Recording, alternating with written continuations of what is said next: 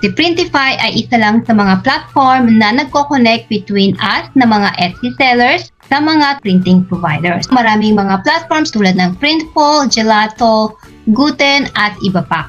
Si Printify ang mga paborito rin ng mga ibang expert. Kung nakakita ninyo sa YouTube, si Printify ang palagi nilang ginagamit. At ako rin, yan ang pinili ko dahil napakamura ng kanilang mga cost sa kanyang production. At napakabilis niyang mag-ship. Okay, napansin ko nung last year, wala akong naging problema, kundi isa lang ang naging delayed ko na order at ang delayed lang niya is 2 days. Yun lang, hindi naman siya umabot ng 1 week. Anyway, so kung hindi nyo alam, ang Printify ay merong free version at meron siyang paid version na $29. So yung kapag nag-subscribe ka, meron kang discount na 20% sa cost ng kanilang product. Pero kung hindi naman, pwede ka namang bumili or pwede mo naman silang gamitin ng free for life, pero yung cost mo ay mas mataas. So, hindi ka makakapag-discount ng malaki sa mga customer, yung mga price mo mas malaki at mataas compared dun sa ibang seller na nakasubscribe kay Printify. So, kung nag-uumpisa ka pa lang, itry mo, okay lang, huwag ka muna mag-subscribe kay Printify para ma-feel mo muna kung paano ba yung process sa Printify. So, gamitin mo muna yung discount code ko na ipopost ko sa aking Facebook page para magkaroon ka ng 30 days na free trial kay Printify. Okay? Tapos pagkatapos noon, kung talagang feel mong gamitin si Printify at gusto mo ipagpatuloy yung POD business mo, then ikaw ang bahala kung gusto mo mag-decide na mag-subscribe sa 29 or ipagpapatuloy mo yung free version. So, gawa muna tayo ng Printify account. Tapos, ipakita ko sa inyo kung paano i-connect yung dalawa. Okay? Okay, so nandito tayo sa Printify. Kung wala pa kayong account, click sign up. I-ready nyo na yung inyong email at password para tuloy-tuloy. Either mag-sign up kayo using Google or new email or dito. Meron na akong account pero for the purpose of this tutorial, magagawa ako ng bagong account using new email. I'm not a robot, then sign up.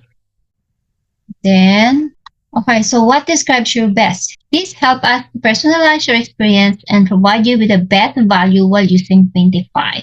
So, I have my own e-commerce store. I'm a social media influencer. I represent the company. I represent a non-profit organization or other. Okay, I have my own e-commerce store. So, I have my own e-commerce store. What is your main objective? Order merchandise for a company or organization. Order products for myself, grow my current business, or start my first online business. So let's say grow my business.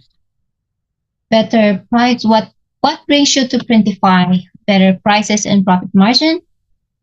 Convenience. I'm just exploring. Product selection. Issues with current POD. So let's say better prices and profit margin.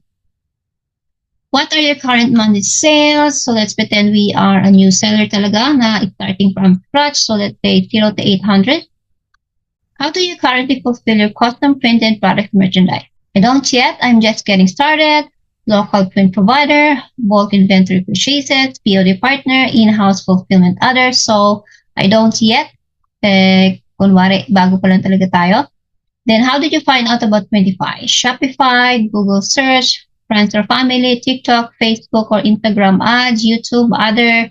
Dito, okay? Kung kiklik nyo YouTube channel, tapos click nyo yan, tapos okay, so nandito na tayo. Welcome. Let's get down to business. Okay, so nandito na tayo. Meron na tayong account. So, ganun lang kadali magawa ng account sa Printify. So, hindi pa tayo naglalagay dito ng bank account info sa pagbabayad, no? So, email lang, password, tapos sagutin nyo lang yung mga questions na nakita nyo kanina. So, madali lang. Okay, so ngayon, meron na tayo ditong my new store. Pag i-click nyo yan, wala pang nakakabit dyan. Kasi nakalagay dito my new store, manage my store, add a new store. So nakikita nyo na yung back-end ni Printify. Ito yung kanyang dashboard.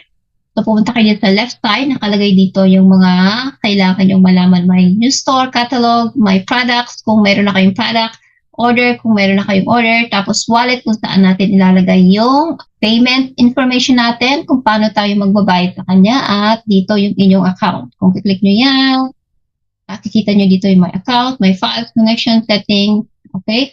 So, connect na natin yung ating store. Click nyo yan, add new store. Tapos lalabas dito yung mga sales channel. Okay? Etsy, Shopify, TikTok, Walmart, Printify Pop-Up, eBay, Squarespace, itong mga ito. Click nyo yung Etsy dahil meron na kayong Etsy account. Kung wala pa, make sure na mag-sign up muna kayo sa inyong Etsy para madali ninyong ma-connect dito sa Printify. Okay? Click nyo yan. Tapos, heto. So, hindi nyo nakikita sa screen ninyo. Ang nakikita ko sa screen ko, nung pag-click ko ng Etsy icon na yan sa loob ng Printify, ay lumabas yung box kung saan pinagsasign in ako sa aking Etsy shop. So, ayan, nakapag-sign in na ako. So, nakalagay dito, an application would like to connect to your account. You're currently signed in as the application Printify Print-on-Demand Dropshipping is trying to connect to your account. You should be seeing this message because you're using an Etsy app. Okay, so nakalagay lang dito, nino-notify lang kayo ni Printify na if you grant access, you will be subject to Printify Print-on-Demand Dropshipping privacy policy, and Printify Print-on-Demand Dropshipping will have permissions to do the following in your behalf. Business. So, okay lang yon, kaya nga natin kino-connect, di ba, para ma-automate natin yung ating Etsy orders sa Etsy. So, grant access or refuse access. Siyempre, grant access. Ayan. Pagkatapos niyan, ayan. Congrats! You connected an Etsy store. Check out this article on how to start selling kung gusto nyo magbasa-basa. Pag-click nyo dito sa menu stores, manage my store. Pag-click nyo yung manage stores, lalabas lahat at dito yung mga stores ninyo. Tapos, naka-connect na rin yung ating link. So, nandiyan na rin yung link natin. Nakapag-click natin yan, mapupunta tayo sa ating Etsy shop mismo. Yan. Okay, so balik tayo dito.